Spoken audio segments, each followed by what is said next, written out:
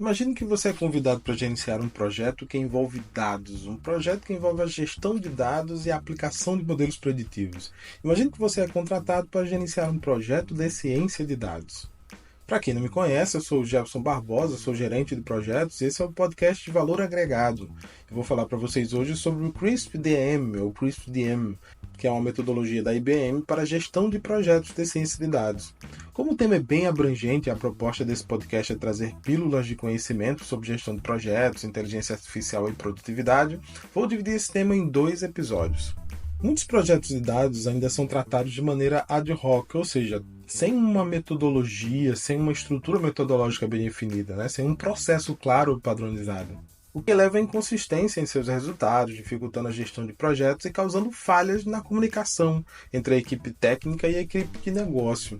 Um projeto de ciência de dados tem como principal característica envolver a colaboração entre profissionais com diferentes backgrounds, diferentes áreas, como estatísticos, engenheiros de dados e gestores de negócio.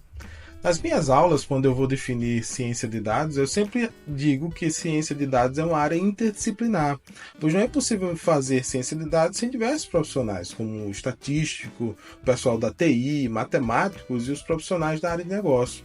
Se eu vou desenvolver um modelo de previsão de câncer em raio-x torácico, eu preciso, além dos profissionais já citados, de médicos. Se vou desenvolver um modelo preditivo para o mercado financeiro, eu preciso de economistas e profissionais que entendam de finanças de investimento.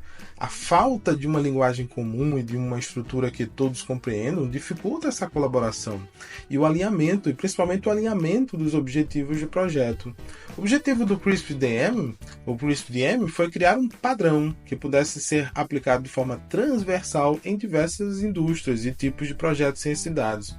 O CRISP-DM, que significa Cross Industry Standard Process for Data Mining, é uma metodologia robusta e bem estabelecida, utilizada por projetos de ciência de dados e mineração de dados.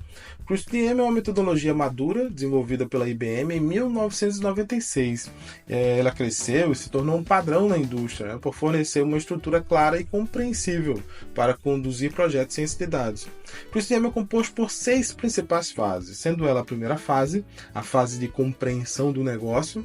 Uma vez que eu compreendo melhor o que é o negócio e qual é a dor que a ciência de dados se propõe a resolver, eu vou para a segunda fase, que é a fase de compreensão dos dados, onde nós vamos verificar se existem dados organizados, estruturados e acessíveis dentro e fora da empresa para resolver o problema em questão e principalmente para que eu possa treinar o meu modelo, os meus modelos de aprendizagem de máquina. Se a gente fala em ciência de dados, a premissa principal é que existam dados para que eu possa treinar esses modelos, para que eu possa fazer análises.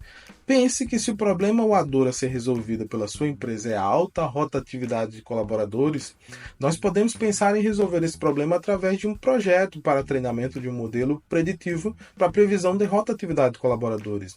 Esse tipo de problema é chamado de churn.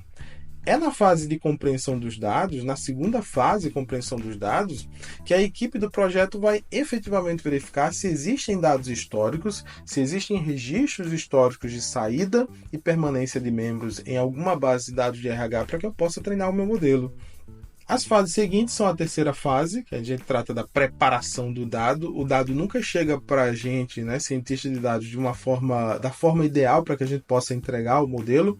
Ele precisa ser tratado, ele vem com dados ausentes ou missing values, ele vem com dados errados, ele vem com valores discrepantes. Então tem sempre um conjunto de técnicas de tratamento que é preciso que sejam feitas.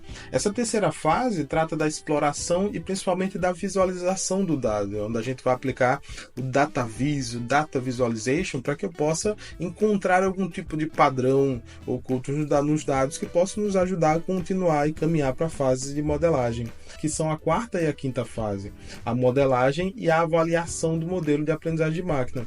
É na fase de modelagem que eu vou escolher efetivamente, e essa fase de modelagem é a fase que tem a interseção com a inteligência artificial, é onde eu vou escolher um modelo que vai ser capaz de aprender com os dados históricos. Após a escolha do modelo, eu vou entregar esses dados para a quinta fase, que é a fase onde eu vou fazer o treinamento dos modelos de aprendizagem de máquina para que eu possa garantir um padrão mínimo de eficiência e eficácia na hora do deploy do meu modelo.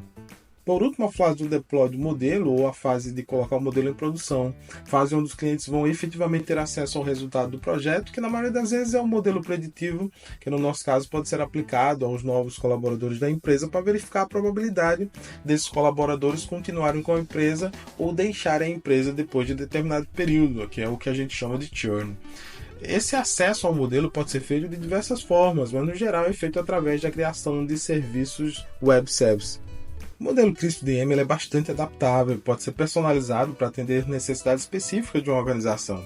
Por exemplo, um projeto focado em identificar atividades de lavagem de dinheiro, você pode se deparar com a necessidade de analisar extensas quantidades de dados, sem um objetivo de modelagem predefinido até uma determinada fase do projeto.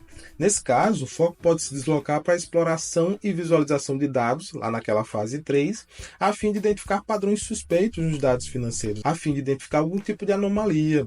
O CRISP-DM oferece a flexibilidade para desenvolver um modelo de mineração de dados que se ajuste precisamente aos requisitos específicos do projeto. Se você já trabalhou com o PMI ou qualquer outra metodologia de gerenciamento de projetos, naturalmente vem a pergunta: ok, quais as diferenças entre a metodologia do CRISP-DM ou o framework do PMI, ou Prince2, ou qualquer outra metodologia conhecida de gestão de projetos?